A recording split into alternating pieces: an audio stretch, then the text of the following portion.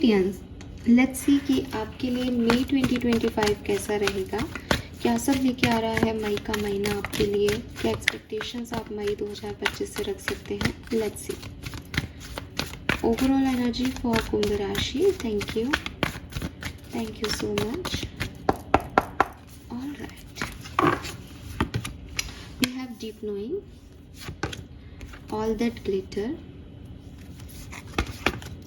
not for you, and regeneration.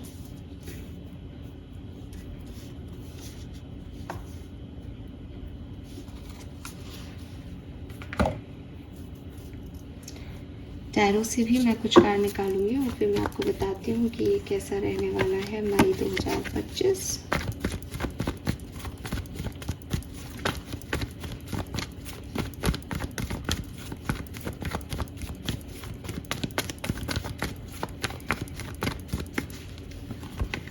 Wow, we have Two of Cups, Seven of Swords, the Tower, Knight of Cups, Queen of Wands, the Sun, Temperance. Okay Aquarius, message क्या है मई में क्या होगा। मई में कोई ऐसा person आपकी life में दोबारा लौटने की कोशिश कर रहा है जो आपको ठुकरा के चला गया था, या जो आपको चीट करके चला गया था, या जिसने आपको धोखा दिया था, या जिसने सडनली आपसे बातचीत बंद कर दी थी, जिसने कुछ छुपाया था आपसे, या एक होता है ना कि बात करते करते अपने आप आपको ब्लॉक करके और एकदम साइलेंट मोड पे चला गया हो कोई व्यक्ति सडनली, वो पर्सन आपकी लाइफ में वापस आएगा। और क्या कैसे इंटेंशन के साथ आ रहा है इस पर्टिकुलर टाइम पे, अच्छे इंटेंशन के साथ आ रहा है, आपसे फ्रेंडशिप करना चाहेगा, आपकी एनर्जीज को साथ में वापस चाहेगा अपनी लाइफ में। आपको क्या करना चाहिए ये गाइडेंस मैं आपको यहाँ नहीं दूंगी, क्योंकि गाइडेंस कार्ड मैं यहाँ निकाल भी नहीं रही हूँ। जो होने वाला है एक जनरल एनर्जीज मैं आपको वो बता रही हूँ। तो डेफिनेटली आपकी लव लाइफ में कोई प्रपोजल यहाँ पे आपको मिल सकता है।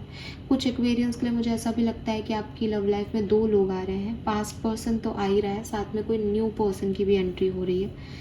नाउ आप क्या चूज़ करते हो वो आपका डेस्टिनी बनाएगा, ठीक है। गाइडेंस में अगर हमें कोई मैसेज मिलता है तो मैं आपको ज़रूर दूंगी, लेकिन मुझे ऐसा लगता है ज़्यादातर एक्वेरियंस उस पर्सन को चूज़ करने वाले हैं, ठीक है, अपनी लव लाइफ को हैपनिंग बनाने वाले हैं। आपकी लव लाइफ मई में बहुत हैपनिंग रहेगी, नए रीयूनियन रीजनरेशन जो है वो लव लाइफ का होगा डेफिनेटली। करियर बिजनेस फाइनेंस आपका जो है वो मंद गति से चलेगा, थोड़ा स्लो चलेगा।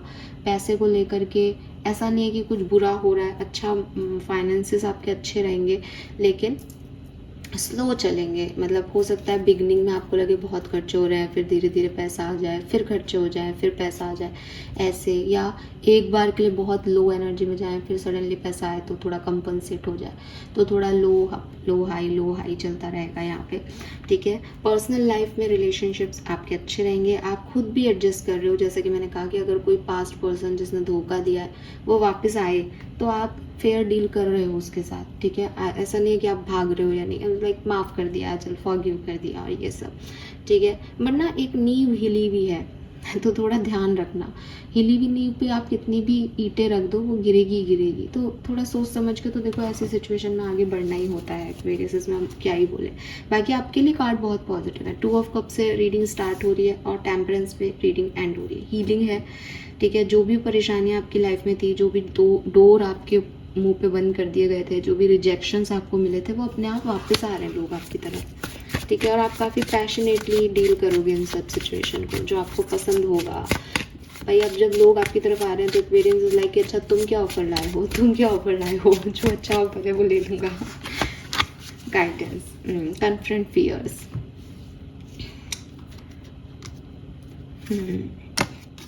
bravery, healing, reclaim the cave you fear to enter, hold the treasure you seek। तो वही चीज़ है ना। देखो अब आपको ये बता भी रखा है, हो सकता है कि पास्ट एक्सपीरियंस की वजह से आप इतने डरे हुए हो कि आपको लग रहा है कि यार फिर से जाऊं और फिर से वही हो जाए, ठीक है। या हो सकता है नया पर्सन भी आ रहा है तो भी ऐसा है कि भाई पहले से ही नींव हिली हुई है, जैसा मैं बोल रही हूँ कि पहले इतना कुछ सह लिया है रिलेशनशिप में कि अब विश्वास ही नहीं हो रहा है कि तुम पे विश्वास किया जाए।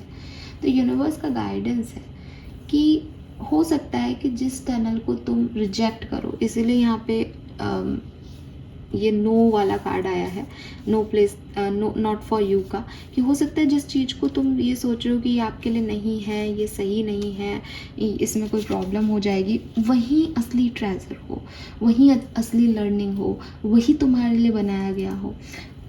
आपको क्या पता है, ठीक है। सो यूनिवर्स कह रहे हैं कि हर चीज़ को ना एक क्यूरियोसिटी से देखो, हर चीज़ का एक ऑब्जर्वेशन तो लो कि वो ऐसी क्यों है।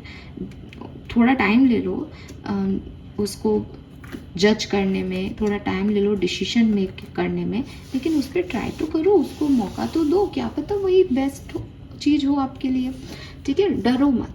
तो कन्फ्रंट फियर का मतलब यही है कि पास्ट एक्सपीरियंस जो भी रहे हो, जिन चीज़ों को करने से डर लग रहा है, जिसके बाहर ही खड़े हो बट अंदर नहीं जा पा रहे, उसको ब्रेवरी से डील करो और रिक्लेम करो अपनी पावर को। एक्वेरियस, ये आपके लिए बहुत ज़रूरी है, ठीक है, क्योंकि ओवरऑल ये मई का महीना आपको वो सब दे के जाएगा जो कभी आपसे छीन लिया गया था, बट पहले छिन गया था फिर छिन जाएगा, और इसमें उलझोगे तो नहीं मिलेगा।